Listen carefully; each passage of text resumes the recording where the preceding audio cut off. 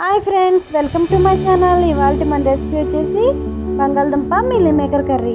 రోటీలోకి, చపాతీలోకి, రైస్లోకి, బిర్యానీలోకి అన్నిట్లో చాలా టేస్టీగా సూపర్గా ఉంటుందండి. మీరు కూడా ట్రై చేసి ఎలా వచ్చిందో కామెంట్ చేయండి.